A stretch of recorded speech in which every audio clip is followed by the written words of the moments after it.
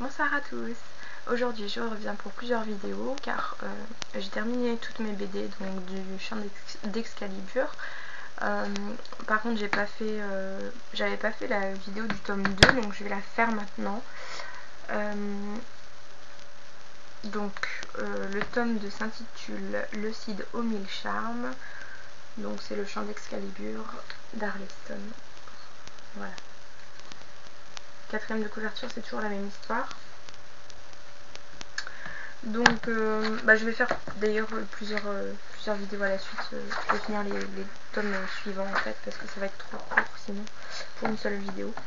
Donc dans ce tome, Gwyné et Merlin doivent trouver donc le Cid. Le Cid, c'est un endroit magique dans une forêt. Ceci dit, il leur faut un moyen de locomotion et donc Gwyné décide de s'approprier une licorne. Voilà, donc elle se combat avec, etc. Donc elle réussit à la monter. Et ensuite, donc ils vont dans le Cid. Donc c'est un lieu enchanté qui ne se voit pas tout le temps, en fait pas par tout le monde.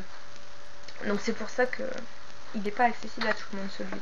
Bref, ils y parviennent et retrouvent donc tous des petits lutins, des petits hommes, des elfes, tout ça. Donc ils sont tous figés. Donc il va falloir les défiger. Voilà.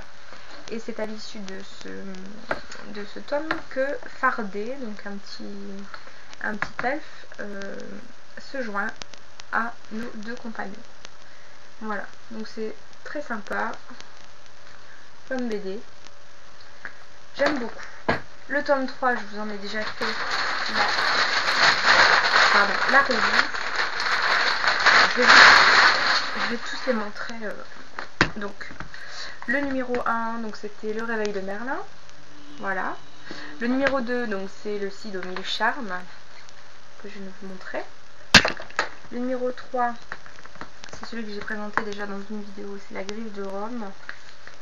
Voilà. Numéro 4, La Colère de Merlin. Donc celui-là aussi il est pas mal. Dans ce tome,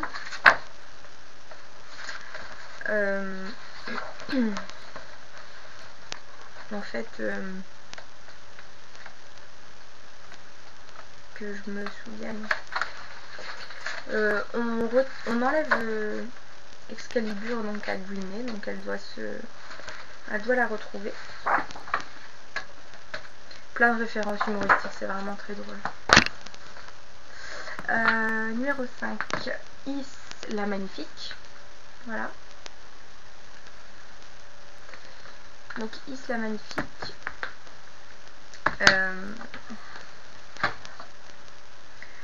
Is la Magnifique. Qu'est-ce qu'ils font?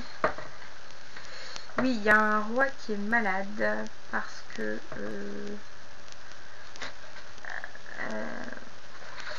un évêque veut s'emparer du royaume, etc. Enfin bref. Et donc ils vont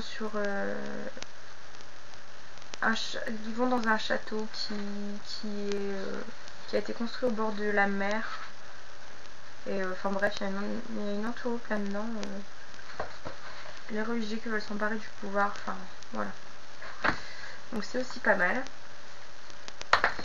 Et le tome 6, qui est un peu plus gros que les autres, puisqu'il fait une 50aine de pages, il s'appelle Les Gardiennes de Brocéliande. La fameuse forêt. Et comme vous voyez, c'est la fin du cycle. Donc c'est le dernier tome. Alors je trouve la fin vraiment rapide en fait. Je suis déçue que ça n'ait pas continué. Et j'ai trouvé ça super simple à la fin.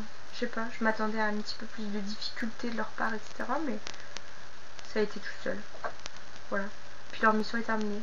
Donc, ouais, un peu baffé la fin pour moi. Enfin bon, que voulez-vous?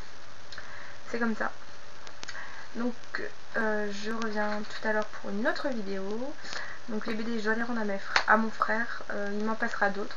Donc je viendrai vous montrer ce qui m'a passé. Voilà, ciao ciao, à bientôt.